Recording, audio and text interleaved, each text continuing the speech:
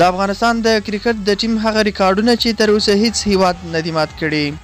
مهرباني وکړئ په لومړي کې زموږ چینل د سبسکرایب کړئ او لوګر کړئ په تل تاسو په چوپړ کې.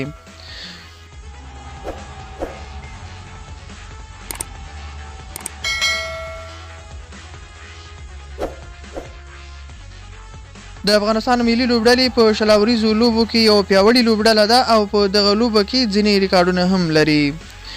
افغانستان ملي لوبډله په شلاوريزو لوبو کې ځینې داسې ریکارډونه جوړ کړي دي چې ماتول او ځان ورسول یې د نړۍ نورو لوبډلو ته سخت کار دی. هغه ریکارډونه چې افغانستان په شلاوريزو لوبو کې جوړ کړي دي او ماتول یې سخت کار دی په لاندې ډول دي.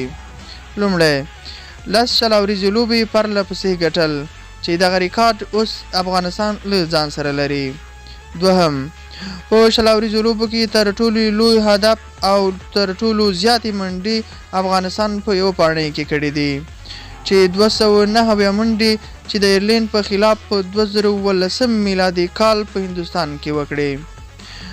دریم په شلاوريزو لوبو کې تر ټولو لوی ملګرتیا یا پارټنرشپ چې 236 منډې دي په 2018 کال په همدغه لوبه کې چې 209 منډې وشوي حضرت الله ځاځي او عثمان غني ترمنځ 236 منډې ملګرتیا وشوه چې دغه ریکارډ ماتول به هم سخت کار وي.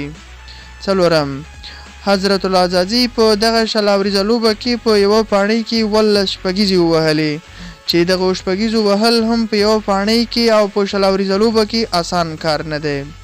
پنځم د یوې لوبډلې لپاره په لوبډل مشرۍ کې ډېرې لوبې ګټل.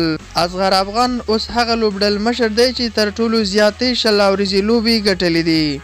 د اصغر په لوبډل مشرۍ کې افغانستان 52 شلاوريزې لوبې کړې دي چې 42 ګټلې دي.